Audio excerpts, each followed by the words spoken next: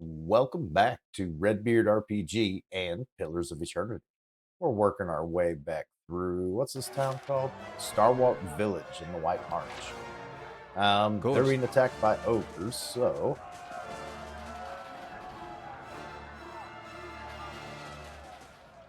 keep marching around, yeah, and taking them down. Hey. Huh? Thankfully, these ogres aren't too powerful, so it's not Ready, Watcher. so bad taking them on. Following your lead. Dead!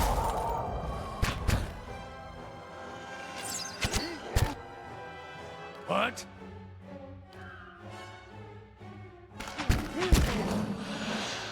Gotcha! Dead on!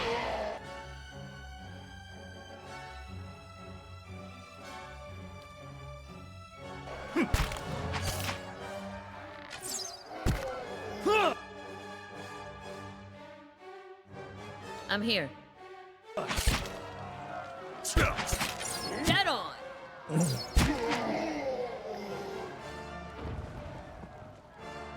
Hey.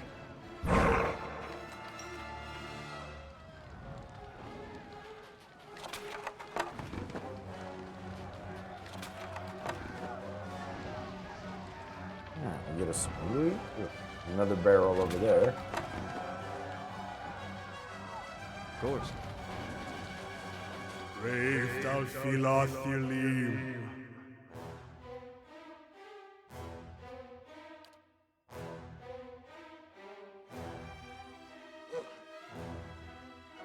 I'm here. Hey. Your thoughts must flow deeply indeed. Yeah?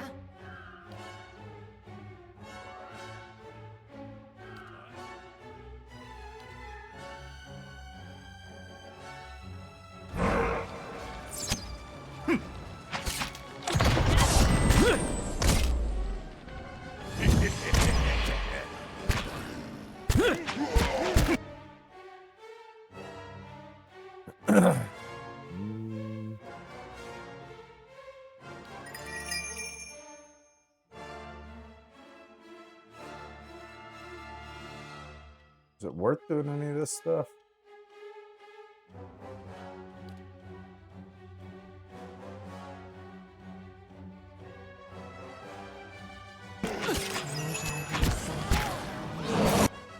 Holy crap, Jesus.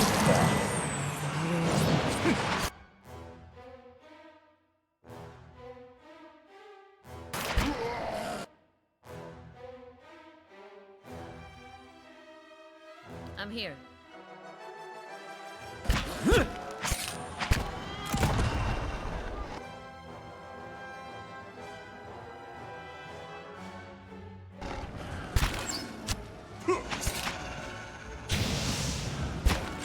Parathis!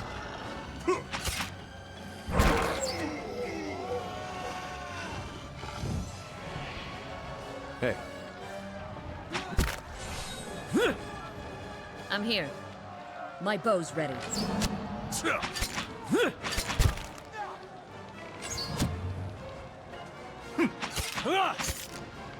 Dead on!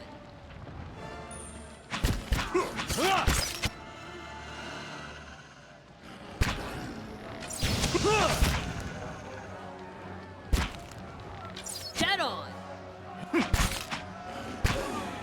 There we go. Hey.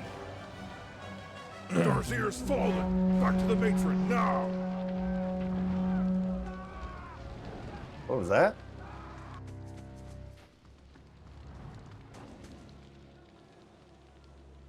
You're the one Rengel sent for. She'll want to speak to you. Her house is just up the way, next to Grief's Rest. Katie's house is burning! Hurry! They're both in there! Alright, we got a couple level ups. Let's take care of those real quick.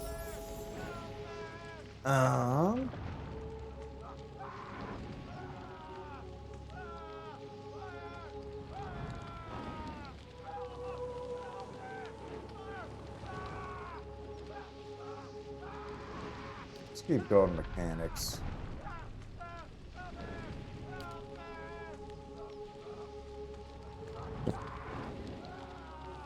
Now, what do we got for... Oh, this is spell mastery, so we'll be able to use this every encounter. I like that.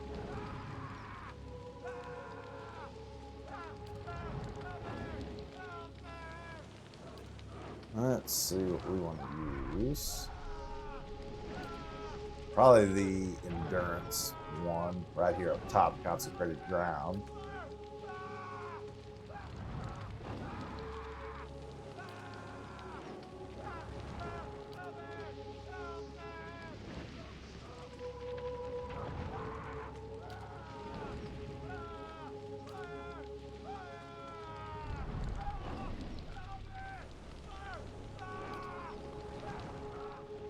You actually get more out of Restored Light Endurance. Let's do that one.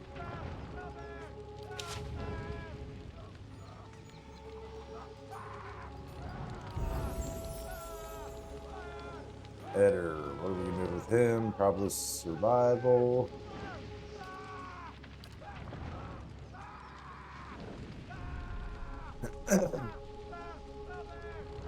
What do we got for abilities?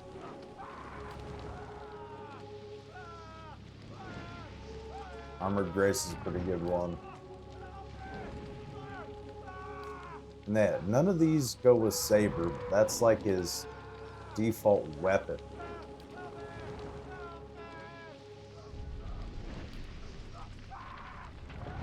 Yeah, it's so weird. Like you can always change what weapon he's using, but oh, this is pretty good too. 50% of damage taken converted into healing over time.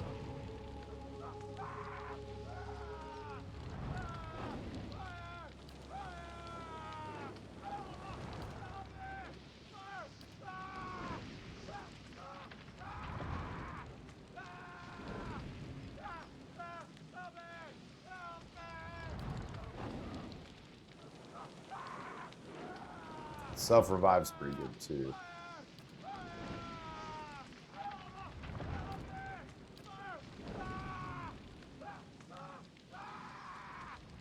Oh, but I have to cast it. But I have to notice. Nah, that's going to be too hard to use, I think. Let's go Armored Grace.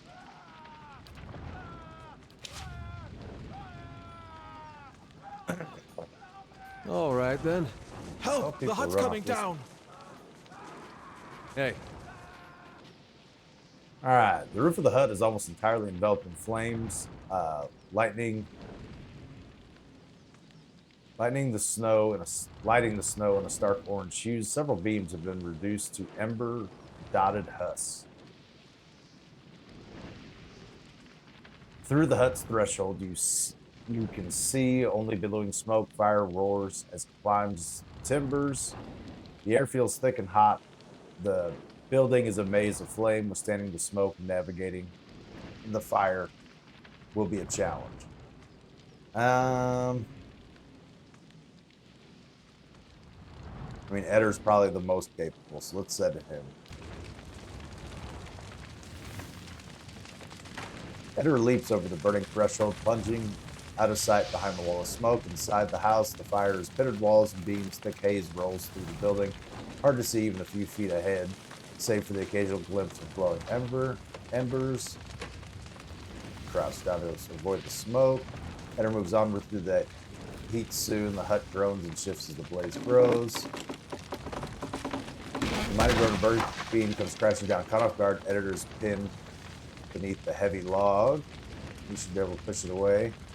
Even reeling from the impact, still able to heave the heavy debris away with relative ease. Eder gets back upright, a little winded from your... A sudden flashover singes Eder's arms, but it doesn't seem to stop Eder. But the pain steadily grows. Pressing forward, Eder comes to a last wider room. To the left is a man, the source of faint cries for help. Stands trapped behind a curtain of flame, arms raised and warding off heat. It may be impossible to reach without quenching the fires first. To the right, a woman lies unconscious, what appears to have once been the roof. She's small, but the rubble is trapping her. It looks heavy. Smoke winds its way up and out into the open air, obscuring the sight outside.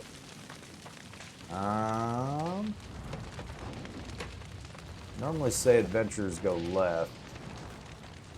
I feel like we have a better chance of setting the person on the right, so let's go that way first.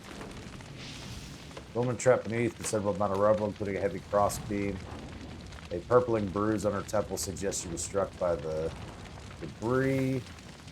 Swift the rubble. Crossbeam has provided the woman with some protection against scattered debris that fell alongside it. The beam itself is now weighted down. Eder grips into the beam using every ounce of strength. He strains the lift to clear. The beam shifts slightly. After a period of fruitless struggle, the beam begins to rise by slow degrees. Because we have enough might on Eder. One great final effort heaves the rubble to clear the woman. While still unconscious, the woman is free of rubble and can now be moved. Let's see. What do we do here?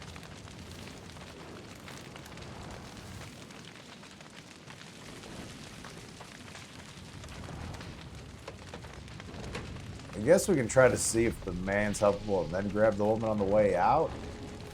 I'm worried something will happen and then we'll just end up losing both of them. Let's try it anyways, though. Approaches the other victim. Smoke clogs his lungs and the heat becomes unbearable. Eder will collapse soon. Please help, man dressed in haphazard.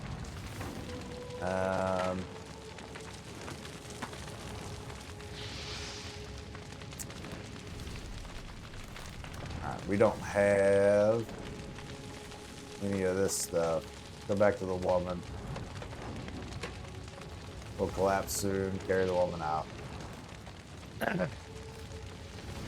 The woman is of slight frame. Carry proves easier than freeing her from the rubble. Eder hoists her carefully on her shoulder. Let's retreat to the exit. Beset by smoke-clogged air, blistering and burning debris, Eder rapidly losing strength. With every passing moment, survival becomes more unlikely. Keeping a firm hold on the unconscious woman, Eder turns for the exit. Eder clears the fallen beam with easy grace, avoiding scattered embers and debris underfoot. The smoke clouds Eder's vision, makes it difficult to breathe. Eder staggers onward. At last, Eder comes through the door, rushing out of the blaze into the mountain air. Katie, thank the gods you saved her. I'm sure that thing was coming down to take your friend with it. At least you got Katie out when you did. As for poor Longer, you look like you could use a drink. Take this over to Halifax and have one on me. Yeah, we got $10 for that. Hey.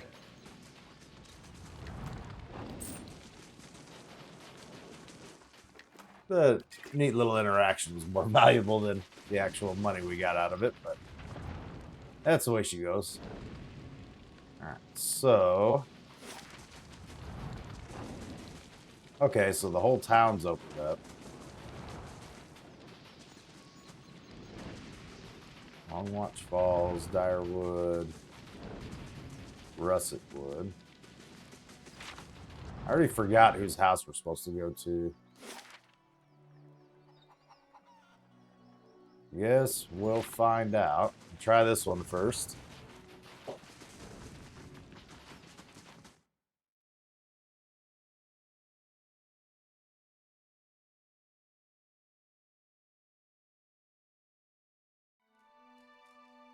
You see a middle-aged woman and a younger man locked in an argument. Both wear clothes streaked in blood, with blood and dirt. The young man turns to the woman, fresh cut visible below his eye. They've destroyed the stockade, Mother. It's... Enough. They're gone. All right. The deliverer of Cadnua. Thank you for making the journey. Abidan knows it's a long one. Well, I'm sure you wagered on a more civilized welcome. Still, we're much obliged for your capable intervention. Let's see. The guy, he pulls a knife from his belt and an apple from his pocket and sets to work.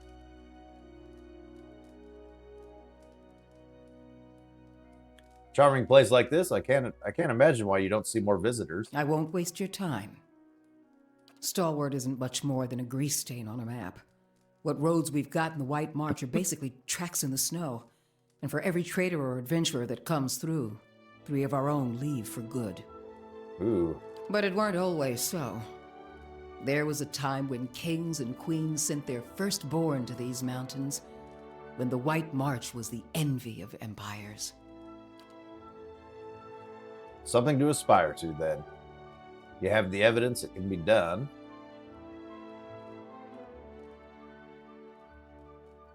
Yeah, what all does this pertain to with me? The Pargrin dwarves transformed the White March once. We could bring some of that greatness back to Stalwart. But we need the White Forge. I know of it. No, I don't. But I have a lore option. Let's use it. Then you'll know that no one's felt as much as a summery breeze from the White Forge for over 200 years. Oh. I'm hoping you can do something about that. Me, work a forge? I've never done anything of the sort. I'm not asking you to work the White Forge. I want you to find it. Ah, okay. I do adventure, so that's something I could probably do. We've been trying to breach Durgan's battery for over a year now. Problem is, the other expeditions can't so much as dent the front door.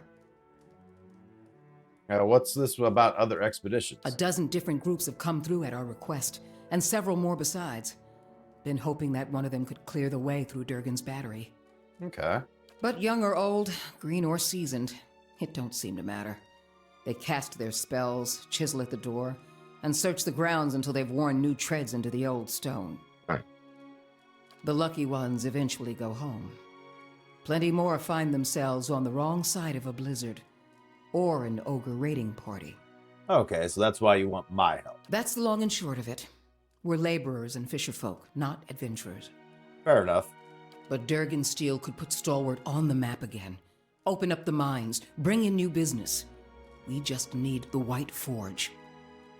And why is Durgan steel so special? Because you can shave stone with it, cleave cast iron in two, and the stuff's as rare as it is remarkable. Interesting. So do I get some of these special weapons as a reward, perhaps? If you had a suit of armor made of it, I'd bet people get tired of trying to stab you after a while and just give up. If we could make something even half as good, we'd have a market at our doorstep and work enough for all of Stalwart. Fair enough. So yeah, what happened to Durgan's battery? It don't bear dwelling on. There's too many superstitions about that place as it is. Okay. Killed each other off. Or so the old books say. Okay. Plenty of tales to go around, but none of them open the battery. And the last thing people need is another reason to fear the place. Kith do enjoy their ghost stories, although Galfanes take theirs very seriously. Whatever it was, the other Pargrin dwarven settlements in the White March, Bone Picker, the Hawk, and the rest, emptied out not long after, moved to gentler, greener lands. Had the right idea, if you ask me. So how's it no one's been able to open the door? Where should I start? Ogres, blizzards, or sheer damned inaccessibility? Okay. It ain't for lack of trying, I'll tell you that much. Got untold riches in Durgan Steel lying just inside, and never mind the White Forge itself. The Adirans who first settled Stalwart tried to crack it. So did the Valians, and every other cocky adventurer with more metal than sense. But the place has a funny way of sealing itself up. Front door stays shut, the tower entrances are clogged with rubble, and it's been impossible to blast a way in.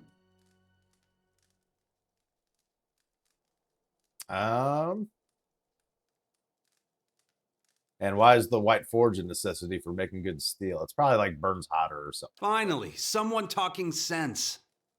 Durgan Steel wasn't just good. It was some of the best. We need the best if we're going to keep Stalwart alive. No one alive today has seen the White Forge, but the old stories tell that it was powerful, glowed white-hot, and gave off a steady, even heat, unlike any other furnace. Let better-schooled folk puzzle over how the thing was built. I just want to see it put to use. Okay. And what about these Pergan dwarves? Pargrin's a word in their language. Means traveler. They've been wanderers for generations, but I couldn't tell you much more. Okay. So where should I start looking? The battery's up the mountain to the north. A good hike away. Near Galvino's place, huh? I don't know who Galvino is. So it is. Though I was going to suggest dealing with that ogre camp before anything.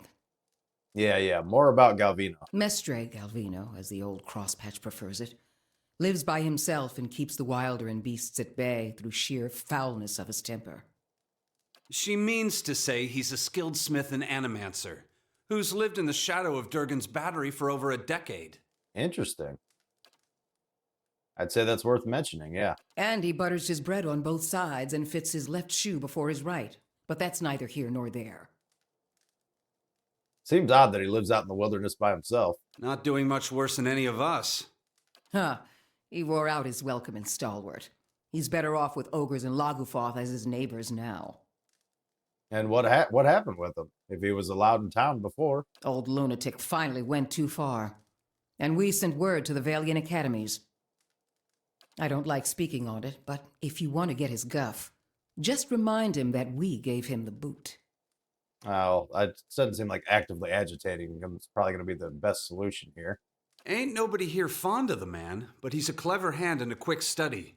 It's a fool who thinks he stayed so close to the battery without figuring something about it. You said as much to the last party, and we haven't seen hide nor hair of him since. Maybe they didn't run afoul of Baragon's ogres after all. Okay. Just watch your step. Galvino's place is a ways east of the battery, and folk who pass it bring unsettling tales. Gotcha. And what about this ogre camp? Belongs to Flames That Whisper, Matron Baragon's clan. Hunters tell me they've been active of late. Hunting elk and otherwise minding their own damn business. Yeah, that seems like normal activity to me. Minding their own business. Never mind the latest expedition's disappearance, or the broken stockade. I'm saying we shouldn't agitate him further. Yeah, your son might have a point there.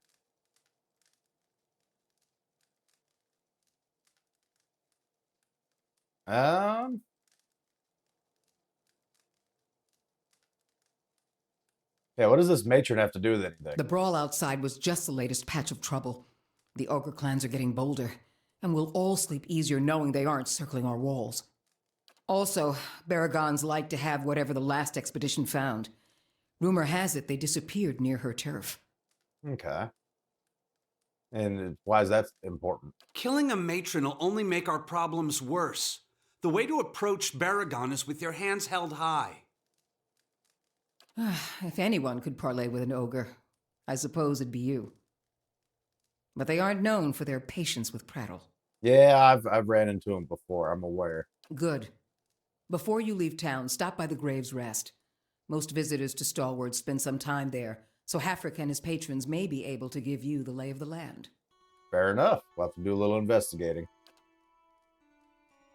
I don't know about you, but I'm parched all of a sudden. Let's see what What's on dialogue your options mind? we got here.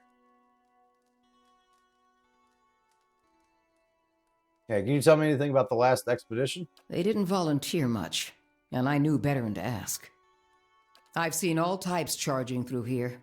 Professional companies with shiny new equipment as brazen as you please, and hopeless runts with nothing but tattered leathers. But these folk, I don't know what they were after, and the way they looked at you made you feel cold all over. What? Wish I could tell you more. Okay. Alright, well, we got a little XP. Hey, They did tell us to go check out the tavern and chat people up. We're probably going to do some city exploration, see if we find anything interesting here.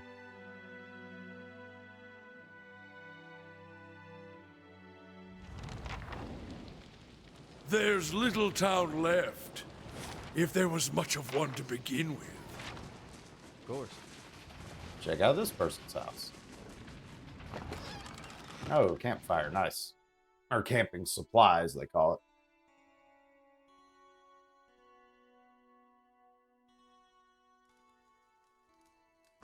They gone? Have those nasty brutes finally left? Yeah, we ran them off. I heard the ogres outside, tearing down walls and murdering folk. Don't remember how things got this bad. But you're the new adventurer. Renengild's latest volunteer. Yeah, that's kind of how that went. A real spitfire, she told me. Bet you'd whip those layabouts at the mine into shape. Did you say something, dear? Tell me a little about yourself. Me? I was the overseer at the mine, back when it was running. Got shut down decades ago when we couldn't sell or ship the stuff. But I still remember plenty about the mining business. And I got as many folk as I can digging out the entrance. Been praying to the salty wench that I don't forget too much afore they finish the job. Fair enough. Got to speak up? My hearing ain't what it was. Have a good one.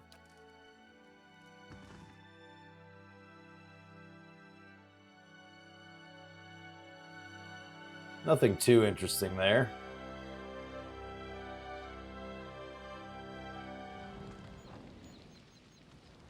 Alright, where to next? Where does this go? That goes to Durgan's battery. There's Grief's Rest. We'll probably go there last. So let's check out, we'll do the fishery and we'll circle around this way to get there. Let's do that. Kind of make sure we don't really miss anything along the way. Fresh fish, freshly caught. Oh? Effigy's eyes, it looks at me. Ah! What?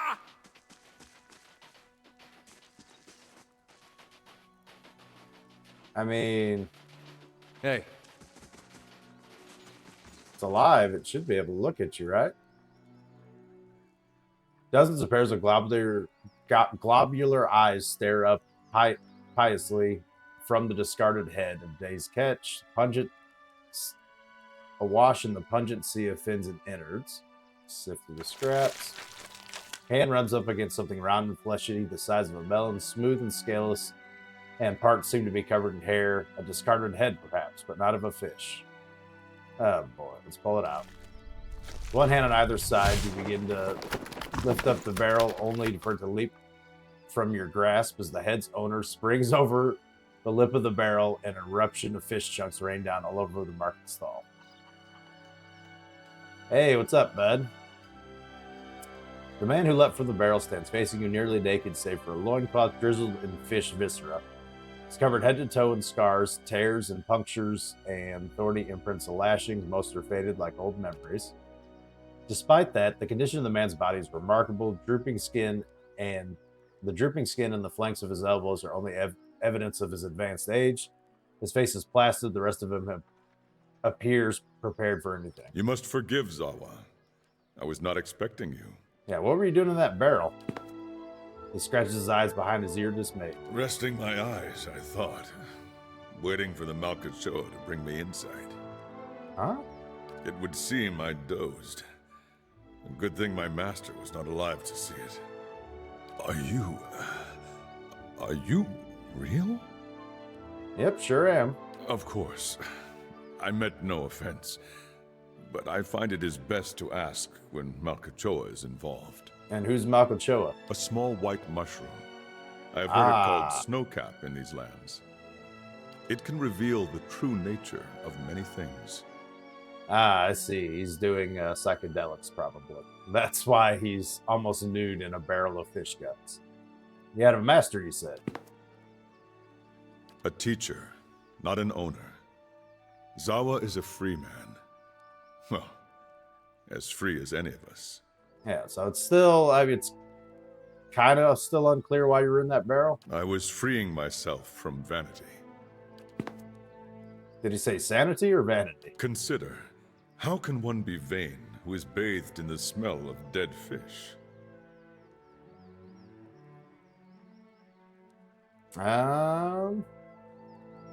Yeah, I guess it's hard to argue with that. I had the idea when I passed this way earlier. I am pleased with the results so far. Yes, quite pleased. Yeah, you don't seem like you're from around here. I was visiting a monastery not far from here. I found it empty, but I met a messenger as I left. Okay. He carried a call for aid. Seeing that he would find no monks at the monastery, I chose to go in their place. Zahua is no longer young, but in combat he is still the greatest of the Takan people. It seemed only right that he should go. Stalwart hired me as well. I would not say I am hired. I seek no wage, and I promise no result. I have chosen a path, and my spoils come from walking it. And this fortress, this Durgan's battery, its people are gone. Zahua would know why. If you seek the White Forge as well, I could use the help of an experienced warrior. Let's see. Zahua face tilts upward, his eyes fixing on the sky. He remains motionless, entranced. At length, he blinks as if awakening and looks back at you. He shrugs cheerily. If one wishes to swim, it is no time to argue with the current. Fair enough. We are here together in this moment because a perfect force has willed it. Who is Zahua to argue? I will walk with you so long as the gods wish it so. Sounds good. Let's be on our way. What is it? He's a monk. Should I switch him out for Kana? And use him as my off-tank, maybe? Just so I get to try a different character type for a little bit? I think so. Let's try that. Safe travels.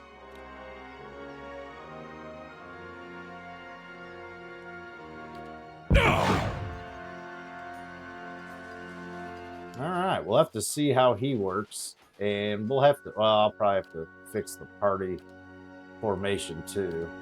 Always seems to get messed up when I add people in. Yep. There we go. Alright, but we'll have to do that next time. Thank you all so very much for watching, and have a good one.